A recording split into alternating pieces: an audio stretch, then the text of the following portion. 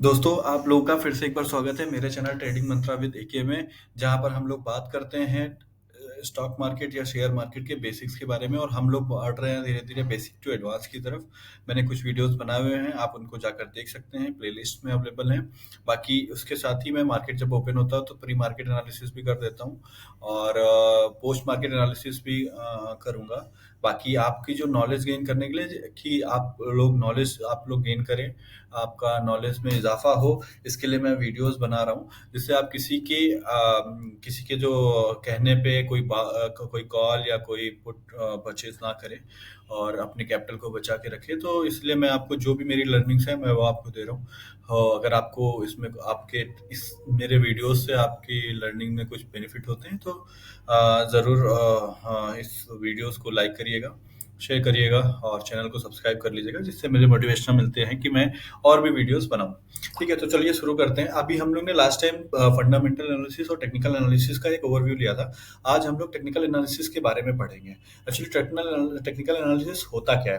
ठीक, basically technical analysis क्या होता है कि जब हम किसी शेयर का जब चुनाव करते हैं, वो बेसिस रहता है उसका प्राइस और वॉल्यूम। जो ये प्राइमरीली दो चीजें हैं जिसको हम लोग बेस मानते हैं टेक्निकल एनालिसिस में। ठीक, ये इसका बेस है। इसको ध्यान में रखते हुए हम कोई ट्रेड लेते हैं तब हम टेक्निकल एनालिसिस करते हैं और उसको उसको ही और इसके साथ और भी फैक्टर्स हैं उनको चुनते हैं और टेक्निकल ऐसे ही हम टेक्निकल एनालिसिस करते हैं। ठीक है, अब टेक्निकल एनालिसिस जब इजाद हुआ तो कई सारी चीजें हैं। जैसे आपने सुना होगा, कभी आप टर्म सुनते हो, डाउ थ्योरी होती है, एक एलियट वेव्स होती हैं, गैन थ्योरी है, इसके बाद वाइकॉफ थ्योरी है। ये भी आप सुनते होंगे कि ये सारी थ्योरीज भी आती हैं निकल के, जब लोगों से बात करते होंगे आपको लगता होगा। इन सब चीज़ों इन पर्टिकुलर जो कॉन्सेप्ट के ऊपर मैं एक डेडिकेटेड वीडियोस बनाऊंगा। सो यहाँ पर आज इसको हम बहुत डीपली नहीं पढ़ेंगे, बट हाँ ठीक है, हम आगे जब वीडियोस बनाएंगे तो उनको हर एक ये जो कॉन्सेप्ट है उनको डीपली पढ़ेंगे। ठीक है, जैसे मान लीजिए आप डाउ थ्योरी कहती है कि ठीक है, मार्केट क्या है कि मार्केट जिगजैग उस फॉर्म में चलती है। ठीक, ऐसा नहीं है कि मार्केट एक फॉर्म में सीधे निकल जाएगी, वो जिगजैग जाएगी। मींस पहले वो आगे बढ़ेगी, उसके बाद उसका पुल बैक होगा, ट्रेस करेगी, पुल बैक्स होंगे, एडवांस होगा, ऐसा करके मार्केट चलती है। तो इस तरह करके उसके अपने कॉन्सेप्ट्स हैं। आप लोग को जानना है, मैं एक डेडिकेटेड वीडियो बनाऊंगा, उससे आपको इसमें समझ में आ जाएगा। ठीक, दूसरा जो टेक्निकल एनालिसिस का जो इम्पोर्टेंट पार्ट है वो है साइकोलॉजी और सप्लाई एंड डिमांड। साइकोलॉजी का मतलब क्या है कि देखिए, जैसे आप सोच रहे हैं वैसे ही कोई और बंदा जो ट्रेड लेने जा रहा है वो भी सोच रहा है। आपको पहले से पता है कि ये जो मार्केट है ये जीरो सम गेम है। इसका मतलब है कि कोई जीतेगा तो कोई हारेगा। 50% मीन्स है कि एक एक अगर जीत रहा है तो दूसरा उसी का पैसा दूसरे के जो हारने वाले का पैसा ही वो ले रहा है। ठीक है, सिर्फ मार्केट में क्या, जो आपका जो साइकोलॉजी के बेसिस पे किसी को लग रहा है कि नहीं मार्केट ऊपर जाएगा, किसी को लग रहा है मार्केट नीचे जाएगा। तो अगर मार्केट ऊपर गया तो जिसको लग रहा है कि मार्केट नीचे जाएगा उसका पैसा मार्केट, जिसको लग रहा था कि मार्केट ऊपर जाएगा उसके पास जाएगा। ठीक, तो इसको साइकोलॉजिकल टर्म्स के बेसिस पे करते हैं। तो मार्केट जो चलती है वो साइकोलॉजी, आप और हमारे जो साइकोलॉजी है उसके बेसिस पे चलती है। मार्केट को कोई नहीं चला रहा है, मार्केट को हमारी साइकोलॉजी चला रहे हैं। जो उसमें ट्रेड कर रहा है, इन्वेस्ट कर रहा है, उनकी साइकोलॉजी की दम पे ही ये मार्केट बढ़ रहा है या घट रहा है। सप्लाई एंड डिमांड आपने जाना होगा। सप्लाई एंड डिमांड, जैसे आप मार्केट में जाते हैं, ठीक, आपको भी पता होगा कि आप मार्केट में जाते हैं, कोई सामान लेने जा रहे हैं, उस वो आज की उसकी क्वांटिटी कम है। ठीक, लोग लेने वाले बहुत हैं। तब क्या करता है मार्केट का जो में जो शॉपकीपर्स होते हैं वो क्या करते हैं, उसका रेट बढ़ा देंगे। ठीक, और धीरे धीरे क्या होता है कि अब सप्लाई कम होती है, सप्लाई बहुत कम होती है तो उसके रेट बढ़ने लगते हैं। वैसे ही अगर डिमांड ज़्यादा हो जाती है, ठीक है, आपकी जो डिमांड बहुत ज़्यादा हो गई, सप्लाई कम हो गई, और अगर सप्लाई ज़्यादा हो गई तो डिमांड कम हो जाती है। तो ये एक फैक्टर है जिससे मार्केट चलता है। अब उसके बाद क्या है कि हम आगे की तरफ बढ़ेंगे तो हम ये सब चीज़ों को कहाँ पे देखते हैं? देखिए, किसी भी चीज़ को देखने के लिए कि भाई सप्लाई, डिमांड, साइकोलॉजी, उसको देखने के लिए क्या होता है, एक हमारे पास एक चार्ट होता है। उस चार्ट में इन सब चीज़ों को हम जब देखते हैं, ये सब चीज़ें हमें चार्ट में दिख जाती हैं। ठीक? तो इसके लिए हमें कहीं और जाने की ज़रूरत नहीं होती। हमारे पास जो चार्ट है वो सब कुछ बताता है कि आपका क्या होने वाला है, मार्केट ने क्या पास्ट में किया है, मार्केट क्या फ्यूचर कर सकता है, प्रोबेबिलिटी है कि मार्केट आगे क्या करेगा। तो इसके लिए हमें चार्ट देखना होता है। तो बेसिकली जो टेक्निकल एनालिस्ट करते हैं वो चार्ट को एनालाइज करते हैं कि चार्ट में क्या चीजें हो रही हैं या क्या चीजें हुई हैं या क्या चीजें हो सकती हैं। तो इसके लिए सेकंड जो कॉन्सेप्ट आ गया चार्ट एनालिसिस। पहले वो चार्टिस्ट भी इसी को बोलते थे, तो इसको बोलते हैं मेन है जो हमारा वो चार्ट है एनालिसिस। हम चार्ट का एनालिसिस करके मार्केट का रुख पता करते हैं। ठीक है, तो ये चीजें हो गई। अब हम आगे की तरफ बढ़ते हैं कि चलिए अब क्या है, जो टेक्निकल एनालिसिस्ट होते हैं ना, कई सारे जैसे कन्वीनियंट चीज़ों को बनाने के लिए इंडिकेटर्स को भी फॉर्म कर लेते हैं कि उन्होंने मैथमेटिकल जो डायग्राम्स हैं, मैथमेटिकल जो फॉर्मूलेज हैं, उनको उनको उन्होंने लिया और उसके बाद उन्होंने मार्केट चार्ट में डाल दिया, जिससे इजी हो गई वो चीज़ें। ठीक, इससे क्या है कि हाँ ये चीज़ें अगर ये हो रही हैं, इसके जैसे मान लीजिए मूविंग एवरेज है, आपने सुना होगा मूविंग एवरेज होता है, या फिर बाकी के कई सारे हम आगे भी पढ़ेंगे इन सब वीडियो में। तो मतलब एक इंडिकेटर्स इजाद कर दिए कि ये पर्टिकुलर जो सेट ऑफ रूल्स हैं, इनके बेसिस पे हमें वो इंडिकेट करेगा कि ठीक है अभी क्या बायर्स एग्रेसिव है या सेलर्स एग्रेसिव है या मार्केट साइडवेज है। तो वैराइटीज ऑफ इंडिकेटर्स अवेलेबल है मार्केट में जिनका लोग यूज करते हैं। ठीक है, उसके बाद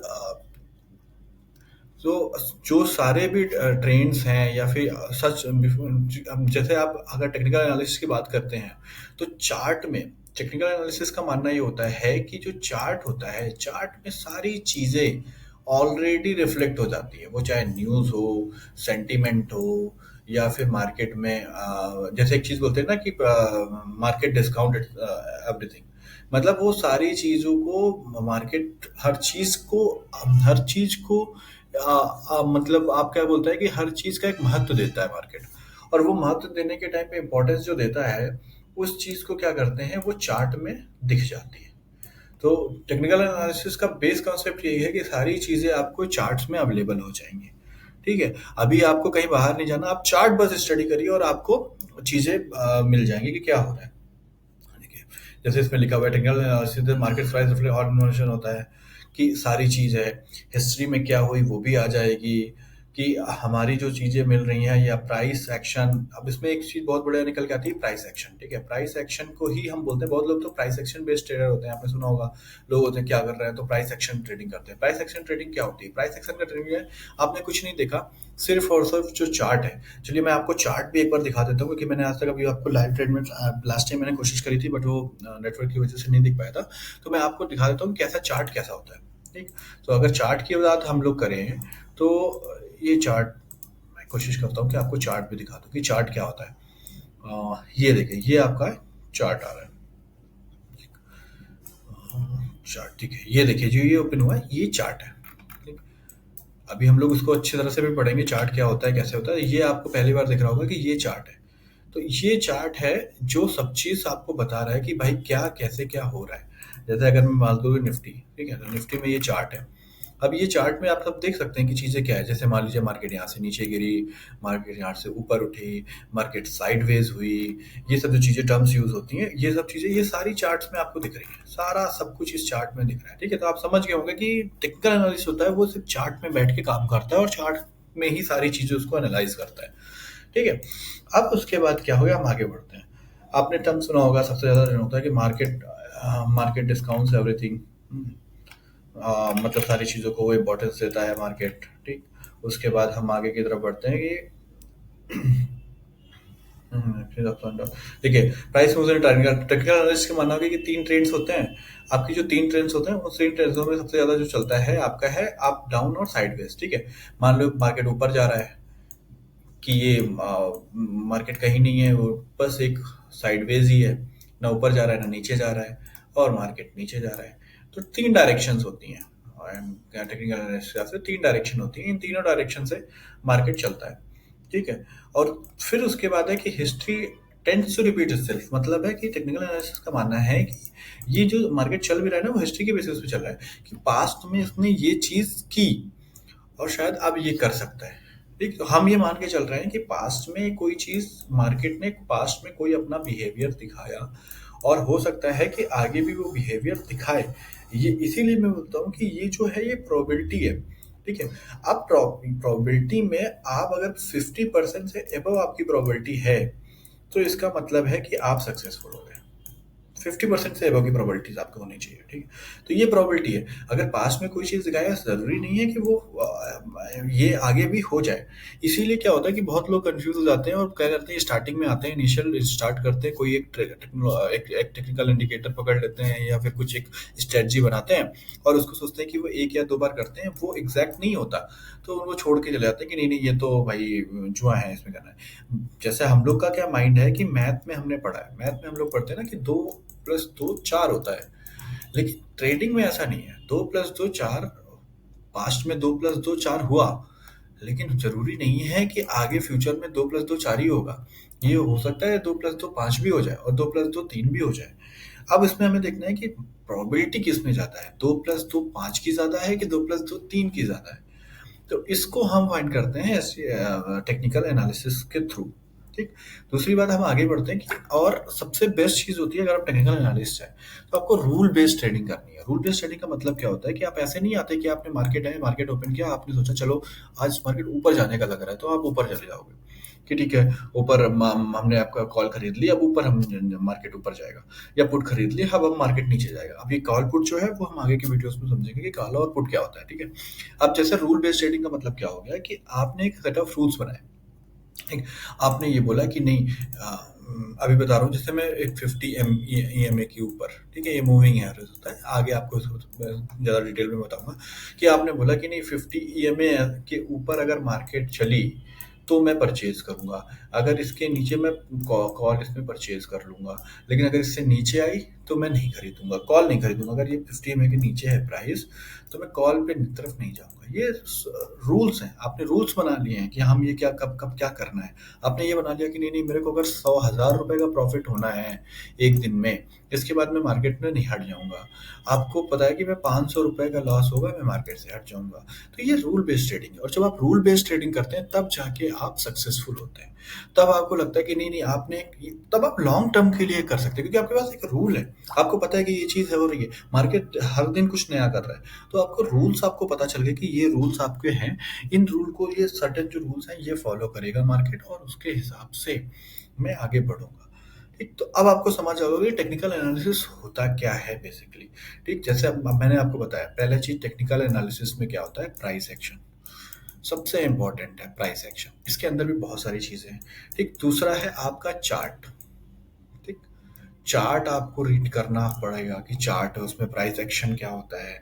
इसमें ही प्राइस एक्शन के ही पार्ट्स में अगर आ जाएंगे तो आपको मान लीजिए कैंडल स्टिक हो गई, पैटर्न्स हो, और कैंडल स्टिक हो गई, और प्लस चार्ट पैटर्न्स हो गए, ये दो चीज हो गई, ठीक। तो इस तरह आपने क्या है, सपोर्ट एंड रेजिस्टेंस बोलते हैं, आपने सुना होगा, सपोर्ट एंड रेजिस्टेंस हो गया, ट्रेंड लाइन हो गया, और आपका वॉल्यूम हो गया, ठीक। उसके बाद इंडिकेटर्स हो गए आपके। ये सब चीजें जो है वो टेक्निकल एनालिसिस में आता है, और इसके बेसिस पे जब हम कोई डिसीजन बनाते हैं और कोई ट्रेड लेते हैं तो उसको बोलते हैं trading based on technical analysis, ठीक है। तो अब आपको ये समझ में आ गया होगा कि टेक्निकल एनालिसिस क्या होता है। इसमें कई सारे रूल्स भी हैं, जैसे मैंने आपको बताया कि गैन थ्योरी हो गई, देन वाइकॉफ थ्योरी हो गई, देन आपका टाउ थ्योरी हो गई, ठीक। तो इस तरह जो थ्योरी हैं आपकी भी चलती हैं कई सारी, उन थ्योरीज को भी आगे हम लोग समझेंगे। एलिट वेव्स क्या होती हैं, इनको भी हम आगे समझेंगे। लेकिन मुझे लगता है कि अगर आप बेसिकली इतनी ज़्यादा थ्योरी पे इतना ज़्यादा कॉम्प्लिकेटेड अगर करेंगे तो ट्रेडिंग थोड़ी सी टफ हो जाएगी। तो आप इसको एक बड़े सिंपल ही रखिए। हाँ, जो चीज़ करिए एक डिसिप्लिन के साथ करिए, रूल बेस्ड करिए, तो शायद आपके लिए बहुत बेनिफिट होगा, ठीक है। तो इसके बाद हमने टेक्निकल एनालिसिस समझ लिया कि क्या होता है। अब हम टेक्निकल एनालिसिस में जो टर्म्स हमने पढ़े हैं उनको भी हम डीपली समझेंगे हर वीडियो के एक कॉन्सेप्ट के साथ, ठीक। तो ऐसे ही वीडियोस और आएंगे आपके पास, तो अपना प्यार देते रहिएगा, वीडियो को लाइक करते रहिएगा, चैनल को सब्सक्राइब कर लीजिएगा, और वीडियोस को शेयर भी करते रहिएगा। तो नेक्स्ट हम लोग नए एक टॉपिक के साथ आएंगे। तब तक के लिए धन्यवाद, मिलते हैं अगली वीडियो में।